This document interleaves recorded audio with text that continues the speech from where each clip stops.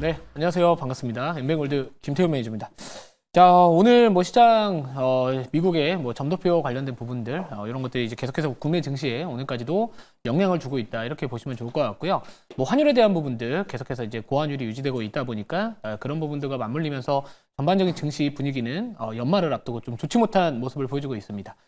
결국에 지금 수급도 제한적일 수밖에 없는 상황인 게 보통 많은 투자자분들이 지금 약간 투심이 위축된 상황에서 또 연말을 앞두고 있기 때문에 내년부터 주식해야지 약간 이런 생각들 가지신 분들도 많을 것 같습니다. 그래서 지금은 이왕이면 수급이 좀 쏠리는 종목들이 날 것 같아서 자 오늘은 조금은 좀 탄력성이 높은 종목을 편입을 할 거고요.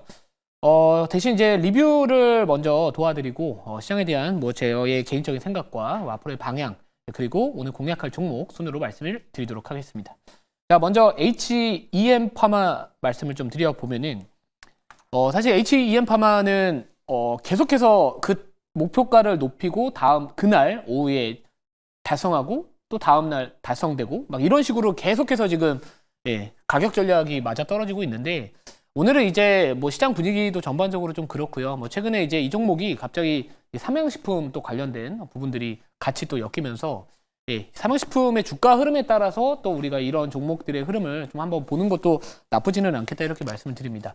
우선은 저는 5차 목표가는 제시는 할 건데 사실 제가 어제 19,950원에 말씀을 드리고 거기서 이제 좀 꼬리가 달려주고는 있는데 우선 약간의 어느 정도 좀 수익을 챙겨두신 상황에서의 소량으로는 조금 더 봐도 된다 이렇게 좀 말씀을 드리고 목표가는 조금만 더 높여가지고 21,500원까지 한번 가도록 하겠습니다. 그래서 어제 제가 제시드렸던 4차 목표가 체결이 된 기준에서는 거의 46% 수익을 챙길 수 있었고요. 최고가 기준, 요 가격대로 보면은 사실 50% 정도까지 올라갔었는데 조금만 더 보도록 하겠습니다. 그래서 이 삼양식품의 주가 흐름들 이런 것들에 따라서 좀 단기적으로는 달라질 수 있지 않을까 이렇게 보셔야 될 것 같고 요즘에 그 환율에 대한 부분들이 이제 부담이 되다 보니까 이런 수출주들에 대한 부분들이 주목을 받고 있습니다. 그래서 이 삼양식품 또한 또 대표적인 또 수출, 이 고환율 수혜주라고 저는 보고 있기 때문에 그런 부분들과 맞물리고 있다. 이렇게 참고하시고 아까 말씀드렸던 목표가 좀 말씀을 드리고요. 대신에 만약에 여기서 눌림이 좀 나왔을 때 혹시나 5일선 정도 대응하시는 거 이런 것도 나쁘지 않겠다라고 생각을 합니다. 그래서 5일선 또는 11선 정도 이탈하면은 수익을 챙기는 전략 이런 것들도 한번 고민해 보시면 좋을 것 같습니다. 자, 두 번째 리뷰할 종목은 오늘 아침에 좀 잘 가다가 시장이 이제 눌러버리니까 가다가 꺾인 종목이 좀 있거든요.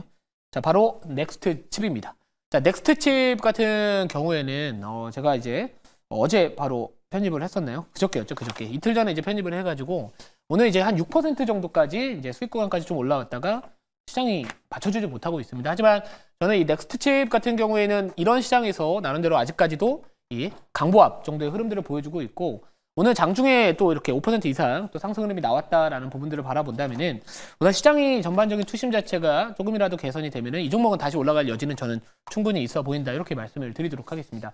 10월달 이 대표이사 이 넥스트칩의 대표이사님께서 말씀하셨던 부분들을 보면은 연내 이런 계약과 관련된 부분들 창사일의 최대 규모의 계약에 대한 이야기 이게 만약 올해 되지 않더라도 내년에 1분기 정도에 또 나올 수 있지 않을까 이런 포인트를 잡아봤고요. 또 특히나 요즘에 이제 자율주행 관련된 부분들 이슈가 계속해서 미국뿐만 아니라 미국에서도 로보택시 쪽 관련해서 텍사스대 오스틴 지역 관련해서 또 이야기 나왔듯이 이 자율주행 쪽 관련된 부분들 중에서 특히나 이쪽 이 넥스트 칩도 한번 주목을 해야 되지 않을까 이렇게 보고 있습니다. 이틀 전에 이제 장대양봉 한번 거래 시원하게 터져주면서 그리고 어제 좀 쉬어갔다가 오늘 좋은 모습 보여주고 있는데 그러니까 가다가 말았던 부분들은 사실 이 기업에 대한 차익 실현보다는 시장에 대한 전반적인 투심 악화로 인해서 좀 윗꼬리가 달려주고 있지 않나 이렇게 보고 있기 때문에 최근 말씀드렸던 목표가는 기존대로 15,450원 유지하도록 하겠습니다. 자, 마지막 리뷰할 종목은 제가 다 리뷰를 하고 싶은데 시간이 부족하다 보니까 우선은 아직은 올라가지 못하는 종목 아직까지 좀 매수가보다 좀 밑에 있는 종목 중에서 SK바이오 팜을 좀 말씀을 드리고자 합니다. 자, 요즘에 이제 미국의 이 국채금리가 다시 한번 상승을 하면서 특히나 이 점도표 내년 전망에 대한 부분들이 우리가 기존에 9월 달에 나왔던 그 예측보다 확실히 좀 많이 인하 횟수가 감소되면서 전망이 좀 낮아지면서 전반적인 제약바이오 섹터에 대한 부분들이 좀 하방 압력을 많이 받고 있는 상황이지만 자, 제가 이제 SK바이오팜이나 셀트리온, 삼성바이오로직스 같은 경우에는 그래도 제약사들 또는 바이오 기업들 중에서 버틸 수 있다라고 생각을 하는 이유가 뭐냐면 결국에 고환율 수혜주가 될 수 있다라고 저는 보고 있습니다. 물론 대표적으로 금리가 상승을 했었을 때 이 대표적인 약간 피해 업종이라고 할까요? 그러니까 이 금리 인하에 대한 대표적인 수혜 업종이 반대 논리로 금리가 만약 둔화되는 속도가 늦춰진다면은 이 제약바이오 섹터에 대한 부분들 자체가 부담을 느낄 수 있겠지만 사실 이 기업 같은 경우에는 제약바이오 섹터의 제일 큰 장점이 경기와 나름 무관하게 움직인다는 부분들도 있습니다. 한국은행이 최근에 금리 인하를 깜짝 금리 인하를 단행을 했던 것도 결국에 내년 국내 한국의 경제 성장률에 대한 둔화 그거를 좀 선제적 대응 조치라고 생각을 하고 있기 때문에 우선 이런 종목들 같은 경우에는 뭐 단기적으로 움직이지 않더라도 좀 중기 관점에서 내년까지도 바라보시고 가도 충분하다라고 좀 말씀을 드리고 싶습니다. 이 엑스코프리라는 뇌전증 신약 관련해서는 또 미국 내에서 판매 비중, 매출 자체가 상당히 좀 성장성 자체가 꾸준하게 유지되고 있는 상황이고 또 이 시장 내에서 많은 관계자들이 이 엑스코프리에 대한 후기라고 할까요? 이 평이 상당히 좋은 상황입니다. 그래서 이 뇌전증 관련해서는 뭐 수술을 할 수도 있겠지만 수술에 대한 환자들의 좀 거부가 많다 보니까 이런 뇌전증 이 약물 치료에 대한 이쪽에 대한 수요가 앞으로 상당히 좀 증가하지 않을까라고 보시면 될 것 같아서 뭐 추세적인 부분들도 아직까지 이탈하지 않은 상황에서 오늘도 아랫골이 달린 만큼 이런 종목들은 조금 중기로 가져가시면은 좋다 이렇게 다시 한번 말씀을 드리도록 하겠습니다. 자, 그래서 지금 미국 국채 금리가 지금 계속해서 이제 올라가고 환율도 계속해서 고환율 유지하고 있다 보니까 약간 제약바이오 섹터에 대해서 부담을 느끼는 상황이지만 결국엔 저는 이제 앞으로 발표되는 뭐 PC가 될 수도 있는 거고요. 뭐 이런 물가나 고용 지표 또는 경제 지표 이런 것들이 만약에 미국이 조금이라도 둔화된다 또는 예상치보다 낮게 나온다라고 한다면 오히려 그동안 반영됐었던 뭐 국채 금리 상승에 대한 부분들이 또 어느 정도 일정 부분 안정화되지 않을까 이렇게 보고 있습니다. 아직까지는 미국의 이런 달러화 강세가 유지될 가능성은 좀 있다라고 보는 거는 뭐 최근 발표됐었던 이 GDP 확정치가 또 상향 조정이 됐잖아요. 3%대까지 상향 조정이 됐기 때문에 지금 우리한테 필요한 거는 환율의 안정화입니다. 결국에 미국의 경기가 둔화되고 있다는 시그널이 나와주거나 뭐 고용이나 이 물가 지표가 예상치보다 좀 낮게 나오는 그래야 지금 환율이 조금이나마 안정화될 수 있기 때문에 지금부터는 다시 한번 우리는 미국의 이런 매크로 지표들 계속해서 좀 중요시하게 생각을 해야 되는 시기에 들어왔다 이렇게 보시면 될 것 같습니다. 그래서 국내 증시가 최근에 변동성이 좀 다시 한번 키우는 요인들은 물론 뭐 정치적 불확실성 이슈도 있겠고요. 뭐 전반적으로 내년 경기 전망에 대한 조금 부진할 것이다라는 부분들도 있겠지만 지금 당장 우리의 투심을 개선시킬 수 있거나 외국인들의 수급이 다시 한번 들어오려면은 결국에 미국의 경기가 약간 둔화되고 있다는 시그널이 나와야 환율이 안정화될 수 있다 이렇게 보시면 좋을 것 같습니다. 또는 중국의 경제 지표가 좋게 나오면서 위안화가 조금 강세 흐름으로 가져야 우리나라도 프록시 통화로 지금 최근에 원화가 이야기들이 나와주고 있기 때문에 그런 부분들도 참고하시면서 대응하시면은 전체적인 우리가 어떤 업종을 선택을 해야 되는지 어떤 식으로 목표가 손절가를 대응을 해야 되는지 이런 부분들은 좀 이렇게 가이드가 잡히지 않을까 이렇게 말씀을 드리도록 하겠습니다. 자, 그러면 이제 오늘은 사실 연말 앞두고 수급이 다 골고루 들어오기가 어렵다라고 보고 있기 때문에 오늘 공략할 종목은 좀 떠 있는 종목이고 거래가 좀 터져 있는 종목입니다. 그래서 왜냐면 이왕 어차피 지금 들어가야 된다면은 수급 터지는 종목이 맞다라고 보고요. 현재가 16,860원, 종목명은 인벤티지 랩입니다. 자, 최근에 이제 상한가 한번 갔다가 다시 한번 좀 눌려 있는 상황인데요.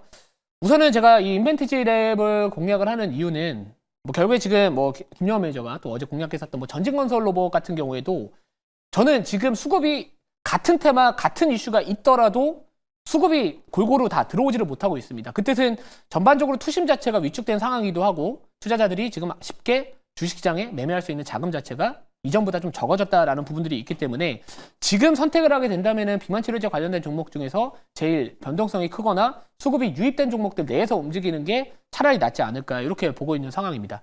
결국에는 지금 이렇게 상한가를 가고 나서 이렇게 지금 눌려 있다가 다시 한번 오늘 장중에 또 10% 중반 이상의 또 급등세가 나왔다라는 부분들을 본다면은 우선 지금 뭐 기술적 위치 자체도 저는 나쁘지 않다라고 보고 있기 때문에 충분히 지금은 공략은 해도 나쁘지는 않다라고 보고 있습니다.